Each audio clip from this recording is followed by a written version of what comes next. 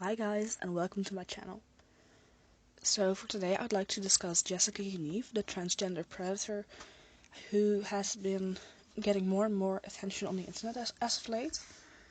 I'd originally filmed another video on this topic, but then as I was finishing it up I saw that Blair White went live, and the title of her livestream was Jessica Yaniv Doxed Me. So of course my interest was piqued, and I decided to wait with finishing the video until I'd have completely watched the live stream, which I now have. And besides the live stream taking some very, very whiplash-inducing turns, it turns out that Jessica has actually admitted to doxing Blair in a private phone call, allegedly, supposedly. And that made me feel some type of way, so I decided to completely redo this video. So without further ado, let's get into it.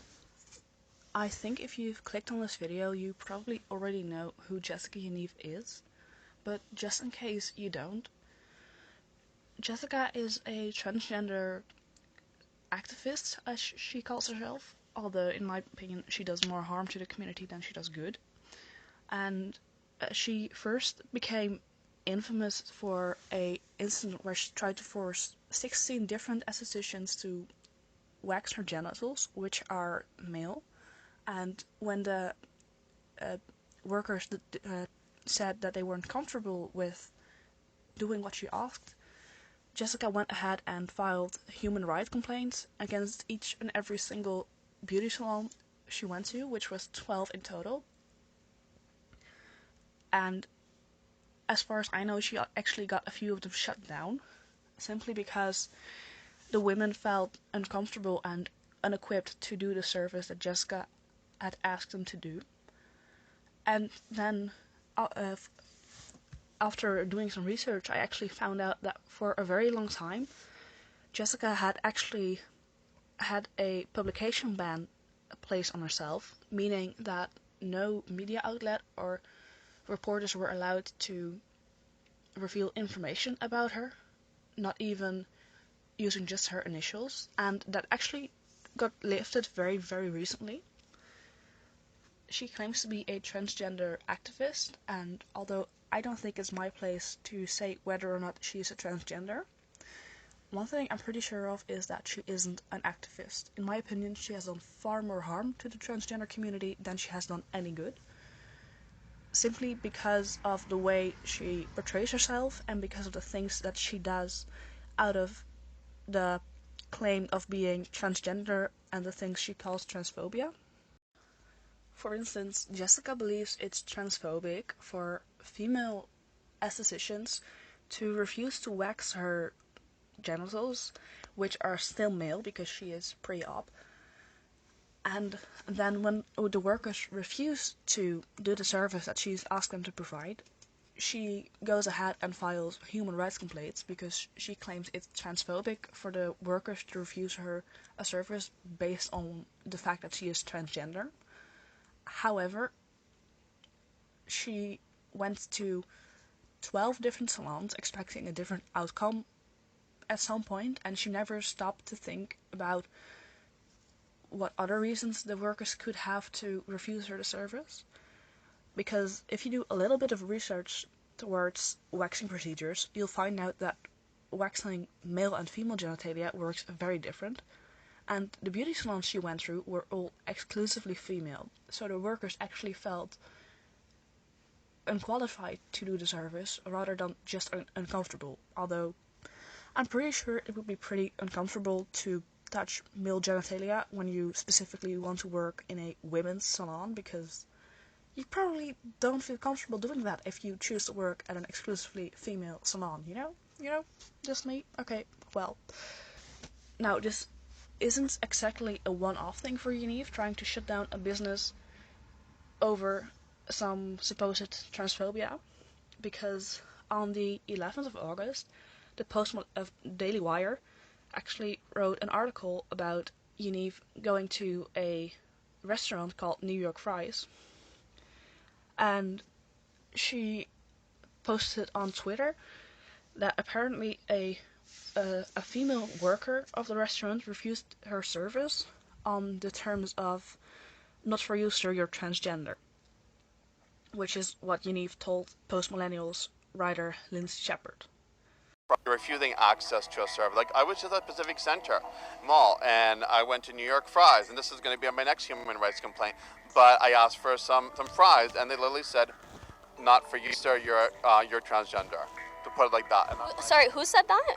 So Shepard then went ahead and called the manager of the restaurant New York Fries, and allegedly this isn't true at all. What happened is that Yaniv specifically approached an Indian female worker, ordered something, and then left, at which point Yaniv's mother came in and yelled at the worker for being transphobic and refusing service. And it seems to me that Yaniv's activism simply goes down to targeting female immigrants, specifically Asian immigrants, then yelling at them about being transphobic with very little basis, and then trying to expose them as being transphobic. And I think people side with Yaniv because they're so scared of being called a transphobe. They just immediately take Yaniv's word for it because, well, she's transgender, you know? Trans people face backlash all the time, which they do. Like, I'm not denying that. Transphobia is still a very, very big issue. But because of all the transphobia, in my opinion, Yaniv seems to be using that issue and using it for her own personal gain, because she's gotten quite a lot of attention and apparently a documentary out of it.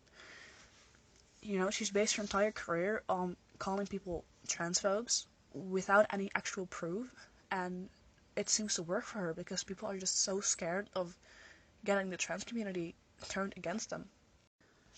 So another clear issue that there is with Jessica is her very, very disturbing, creepy behavior towards children.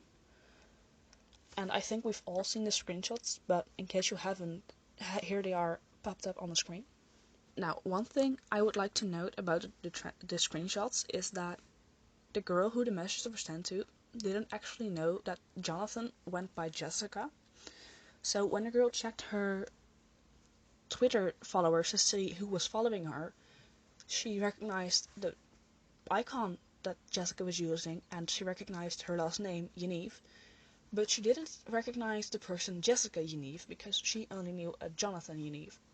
So because trans people, once they've come out and have chosen a new name for themselves, don't use their birth name anymore, it seems very, very weird to me that Jessica is still using Johnathan when talking to this young girl. It's almost as if they're using the fact that they're a transgender person who isn't able to come out and live as themselves as a sympathy card towards this young girl, you know? Feel sorry for me because I'm still going by Johnathan. I still dress like a man and present as a man, but I'm a female and this is causing me a lot of distress. So to me it seems as if they're trying to manipulate the girl into feeling sorry for them and keep talking to them by not revealing that they're actually out of the closet and trans activists, instead of being a transgender individual who is still trapped in a male life, if that makes sense. And it also suggests that there is some part of Jessica that knows that what she's doing is wrong, because if you just think this girl is a friend of mine and we're equals and we just talk a lot and we're cool with each other, which as a grown adult you're not gonna be friends with a 15-year-old, like what's wrong with you, like are you okay? No, clearly she's not okay, she's fucking weird and a predator. But to me it seems like there is a part of Jessica that knew it was wrong, because why else would she use a different identity than the one she is pretending publicly to talk to someone who is supposedly a friend of hers? Like, wouldn't you come out to your friends first before pretending as a Jessica online? Or is that just me not understanding how things work? Because, you know, when I came out, I first did it to my friends online because it's much safer to do so because they're not in your real life. I can understand if you have unsupportive friends or family that you feel like you can't come out to them publicly yet, but to your friends online, they have no impact on your real life. They don't know anybody you do, so it's safe to come out to them first rather than making a Twitter account called Jessica Yaniv, changing your gender on your birth certificate, being a female legally, but still use your male identity online towards a very young girl when you're a grown man, which is still fucking weird. Like, what's wrong with you? So, if you've seen the original live stream with Yaniv and Blair, you would have heard that Yaniv said that she actually didn't have anything to do with organizing the topless pool party like she's accused of being. But when I went around on the internet, I actually found a document which to me looks like a document asking permission for the party with Jessica Yaniv's name on it as the applicant. So to me, it seems very strange that her name is on the document if she's not the one organizing the event, or at least one of the organizers, because if you're just someone who is concerned with the marketing and getting the word out there, or just someone who likes the idea of the party and promotes it, why would your name be on any type of documentation surrounding the party? That doesn't make any sense to me because, it's not your event, so why attach your name to the legal paperwork of the whole situation, So now that the information about Jessica Yaniv is out there and we've discussed that part, I would like to go on and tell you guys my opinion on the whole situation. Like I've said before, I don't think it's my place to say whether or not Jessica is a transgender or not, because I don't know her, I don't know who she is, I don't know how she feels, I'm not her friend, I don't talk to her ever, and God, I don't want to. But what I can say is that she's not an activist like she says she is.